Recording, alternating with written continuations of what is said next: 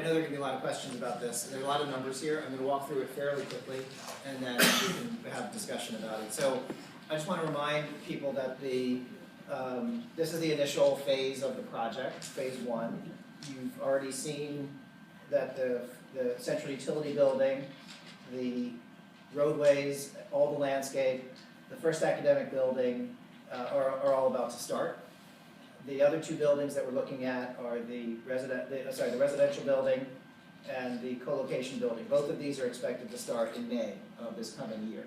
So we now have a much better picture of what's happening in the immediate term and as well as over the next couple of months. So when we talk about the EIS numbers and the barging plan, it's associated with the entire development of this first phase, including the buildings I mentioned, as well as the Executive Education Center. So the numbers I'm going to show you, at least initially, have the Executive Education Center in it, because we have to factor that in. But when we talk about the details of the barging plan, it's not there yet, because we don't know when it's going to happen.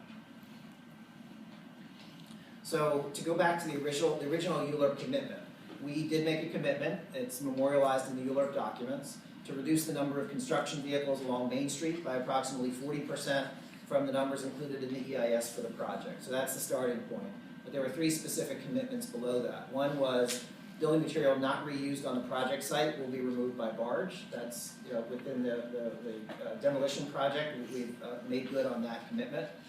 We say nearly all bulk materials will be delivered and removed by barge. Clearly a lot of the demolition materials bulk materials have been removed, and a lot of the bulk materials to be delivered, such as we were talking about clean fill, which has to be brought on, we do anticipate that that would be delivered by barge.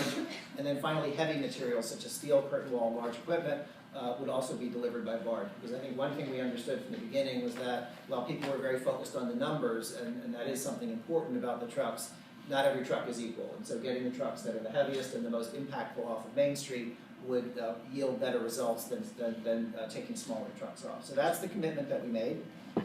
For those of you who didn't bring your EIS copies, I know you copied a piece of it for me, but the actual projection of trucks included in the EIS was a total of 34,258 trucks bringing deliveries to the site over the course of 4 years, which averaged out to 37 per day.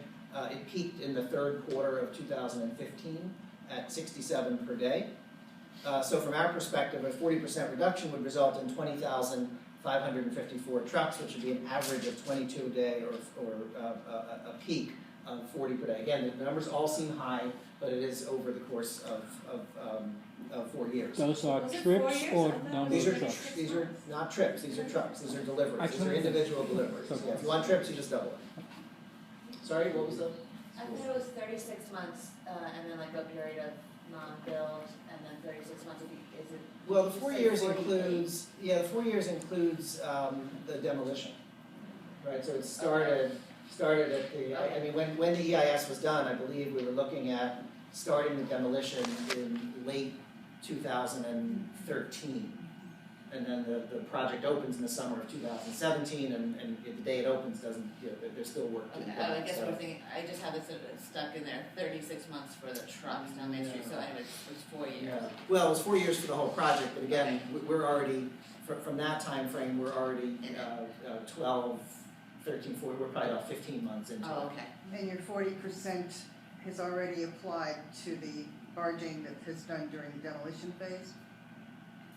The 40% does not cover, the 40% for the overall project Overall, yeah. requires So it's factored more in barging as than we've done on the demolition It phase. includes that. Yes. Yes. Oh, yes, yeah, it's Yeah. all, yeah, you can see it in here as part of the numbers. The first Actually, line I can't see it. is, is that not focused? I can't see it either. Can you make it bigger? I don't know, can you make it bigger? No, you gotta focus it. It needs to be focused. Okay. What's that? Focus. Yeah, The focus is on. I'm the wrong person to be doing it, but. Let's see. It's gonna get worse because your focus Let me is go a little bigger. Oh, there you go. There you go. Yeah, that's nice. All right, now if we only can get this off. Is that better? Yeah. Good.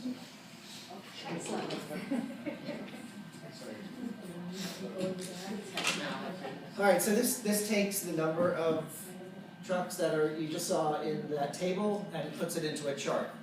And so when we looked at this and looked at the idea of a barging plan, we thought that the goal of the barging plan should be to mitigate the most negative impacts of trucks on Main Street, which clearly is happening at the center point of the project. When the project is most intensive, that's when the highest number of trucks will be coming down Main Street. And so from our perspective, focusing on the quality of life and what we're trying to achieve in the barging plan, that was the heart of what we were looking at.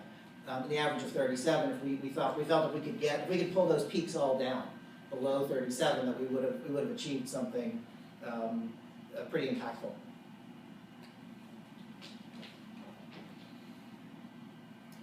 I just want to take a minute to talk about background traffic. So from the EIS, the traffic count on Main Street, average weekday vehicles per day, we counted 3,708 northbound. That's an average over the course of a week.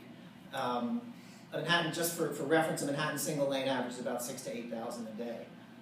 So one of the things, I don't want to minimize the impact of the trucks and the number of trucks, but I think it's important to put it in the context of the overall background traffic. So we're looking at our peak of 67 trucks a day is an increase of a little under 2% of the overall traffic. Again, I'm not looking to minimize it, and I think it's important and we're dealing with it, but I think there is a perception out there among people who don't have all the details that there's thousands and thousands of trucks and it's really going to overwhelm Main Street. And I think it's really important for people to understand that there is a lot of background traffic.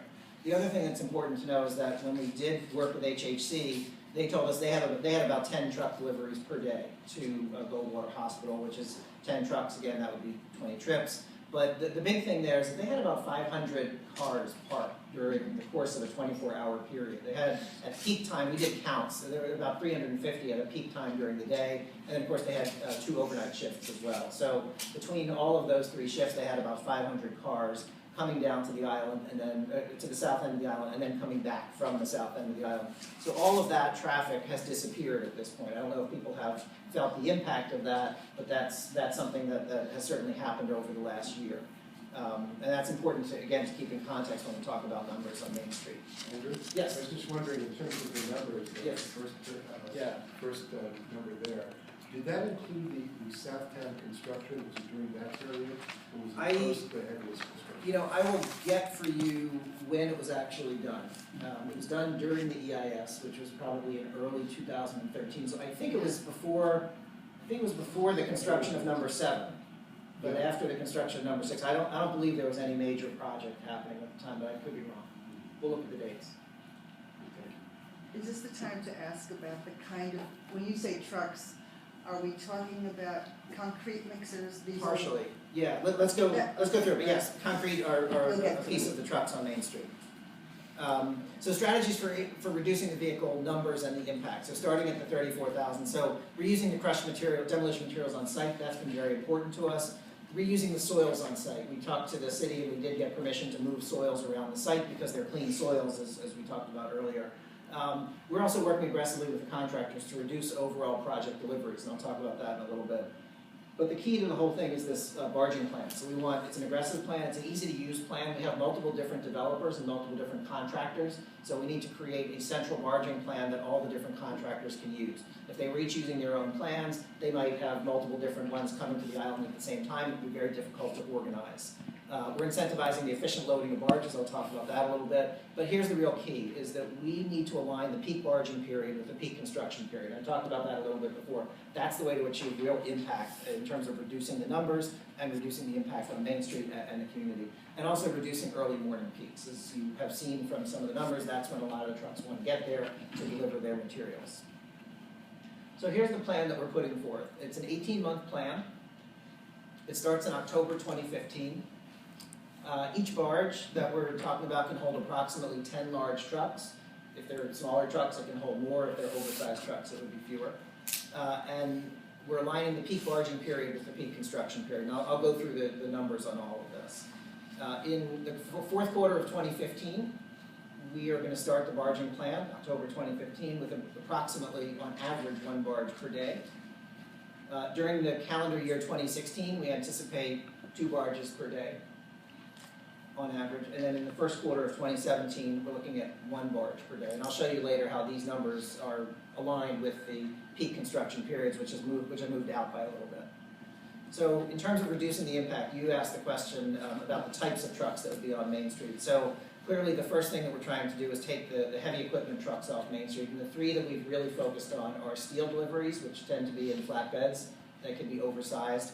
A second is facade delivery, which also comes in large unitized pieces. And then a third is very heavy mechanical equipment, which again can be too heavy, sometimes even too heavy for the Roosevelt Island Bridge. The one that we were not able to target, which I know we've talked about in the past, is the concrete truck. So the concrete trucks are not part of the barging program, and I'll talk about why. In terms of a management plan, Tishman Construction, the guys you see sitting here, are in the role of site logistics manager for our project. They're going to be working with each contractor to coordinate delivery schedules. It's very important because we have so many different buildings happening at the same time. Even if it wasn't a Main Street plan or a barging plan, they would still have to coordinate deliveries to the site. We only have one gate for entry at the site, and we can't have dozens of trucks showing up at the same time under any circumstances. We meet with REAC weekly, and we're going to be discussing, we already have been discussing, deliveries, work underway, access issues, what roads are closed, and how we do that. We're developing a communication protocol, and we've established it with REAC for any unique circumstances, certain oversized loads, escort vehicles, off-hour truckings due to DOT requirements. We had a strange situation about 2 weeks ago where we had to deliver something oversized. REAC doesn't permit construction vehicles before 7 a.m. and DOT doesn't allow them oversized vehicles on streets after 7 a.m. So the truck would have magically had to move from a city street to our site, so we worked that out. So there are a couple of issues like that. We are aware of the school locations. We've been in contact with Jack McManus of PSD to talk about the number of crossing guards and how that situation works. We've also identified and notified all of our contractors about that to try to work around them to the extent possible. Access to the construction site is controlled. I already talked about that. Guards check each vehicle against the delivery schedule. And then finally, what I talked about at the beginning, which is access to the parks at the south end, both pedestrian and vehicular, has to be maintained throughout the project. So it's not just an issue of numbers, it's an issue of a management plan as well, because we know there are going to be large numbers of trucks on the street. So here's our current projection. So we started with the FEIS at 34,258. Our current projection is slightly over 30,000 trucks. So based on the work that we've done, some of it has to do with revising plans for some of the buildings. For example, the central utility building, which Tim talked about before, that was originally meant to be about 20,000 square feet in the EIS, and now it's about 11 to 12,000 square feet. So we also made some design modifications in the first academic building that had initially been anticipated to be a different type of building. It was going to have a very thick concrete skin and a much more robust steel frame. So we changed that as well. We've also implemented, we have here too. So actually let me talk through it. So we've reduced about 4,000 trucks, about 12%. Design modifications to buildings, I've already mentioned. One of the things we're actively doing is we're providing laydown space at the site itself. We're utilizing the south portion of the site, the undeveloped piece, to allow on-site laydown areas for more efficient deliveries. A lot of Manhattan jobs, you can have smaller deliveries come more frequently because they can only unload what they can get onto the job site that day. So we've been working to develop, I think, does each contractor have an acre at the southern end of the site? I can't remember the exact. An acre total. So we're developing a system where we can do deliveries like that. Incentivizing efficient deliveries by making contractors partially responsible for the cost of the barging. Any contractor doesn't want to spend money on deliveries. They want to spend money on the quality of the building. And so there's a strong incentive there. And then finally, when feasible, we're sharing equipment between projects. And one example is the contractor for the excavation at the first academic building is the same as the contractor for the excavation at the central utility building. So in that case, the equipment was delivered by barge, but in a different case where it might be delivered by road, it's the same contractor working on two adjacent projects. So we're working to achieve those kinds of synergies. That reduces the number of trucks. So here's where it gets very complicated. This is our projection of the number of trucks by quarter that will be serving each of the different projects. The reason we did it by quarter is to follow with the EIS, so we try to keep a level of consistency in terms of the numbers. As I mentioned earlier, this does not have the Executive Education Center built in, but that's 4,500 additional trucks, but we don't know when those are gonna be, so I didn't put these in here yet. But based on what we're looking at now, the FEIS construction peak looked at the third quarter of 2015 through the fourth quarter of 2016. The reality is that the actual construction peak is 1 quarter later, which is why we aligned the start of the barging period. When I said October 2014, October, November, December, that's the fourth quarter. So the barging period would start here, and it would go through here. And so when you look at the purple line, this is really the critical one. When you look at it's titled average road deliveries per day without barging. And what you see is down from 67, you go down to a maximum of 50 anticipated per day.